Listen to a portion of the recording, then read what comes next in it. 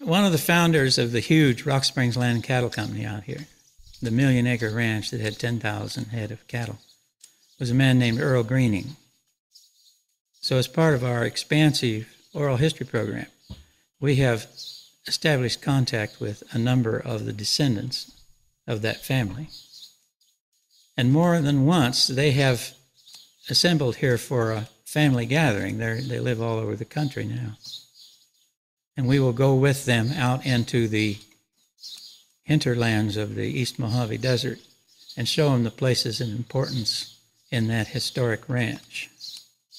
Also, we have recorded oral history interviews with a number of members of the family, and we have concentrated material from other sources on the family to where the family historian has now come and spent time here researching their family history. And that example, and there are a lot of others, brings full circle the kind of thing that we do here, the reason we exist.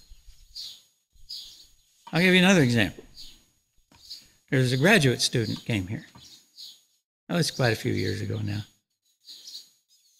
And in the teens, much of Landfair Valley to the north of here was homesteaded. And the focus of his master's thesis was to study revegetation in the plots that had been plowed during the homestead period. Well, in order to have a baseline, he had to pick plots where he had a pretty good idea when was the last time they were plowed.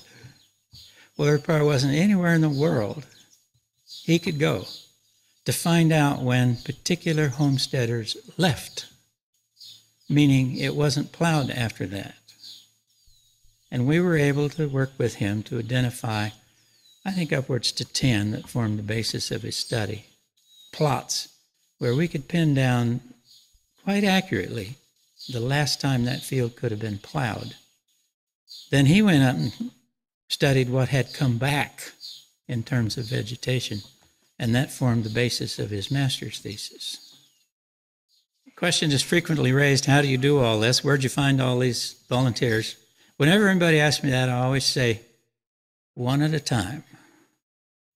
Somebody like you comes here and gets inspired to help. And that's happened hundreds of times over the years. Maybe somebody in the group viewing this film today will be inspired to be involved in something like this larger than themselves. Now, some people view us as being out in the middle of nowhere. We tend not to look at it that way. We think this is the center of things. At the same time, we understand that a good deal of the population is in the wrong place, at least not convenient for us. And that leads to how do we communicate with these people? We can't have a meeting every Friday because it's for a lot of people that actually do a lot of work out here. It's hundreds of miles. We coordinate all these activities with a newsletter that we call the Mojave Road Report. And you have to pay to get that, and it costs $20 for 10 issues. And then, if you are a subscriber to the Mojave Road Report, you can get the more frequently and more timely issued aspect of that called the Goffs.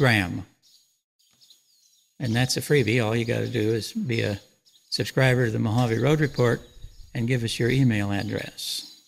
And we've just done them for a couple of years now, but we tend to do about 20 a year. And then a lot of the stuff that shows up in the Goffs will subsequently show up in the Mojave Road Report.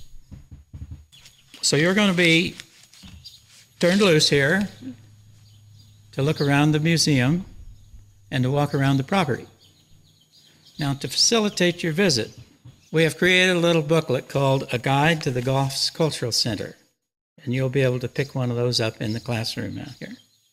In the center of it, you'll find a map of the grounds, and you'll notice a bunch of numbers in there, about 100 of them. And as you walk around on the grounds, you'll see pegs with those numbers on them, and then in the book, keyed to those numbers, it'll tell you what you're looking at. So it's a self-guiding thing, which was a necessary step for us, because we don't have the staff to send a guide around the grounds with everybody. And this way you can go at your own leisure. There's restrooms out on the ground, and those are shown on the maps, and you'll see where they are. Also point out that we do have a gift shop where our publications and a few other things are for sale, and it's in the southwest corner of the schoolhouse building, little room that used to be a cloakroom when this was a school. Go out in the grounds, have a good time, take your time, and then sign up and pitch in.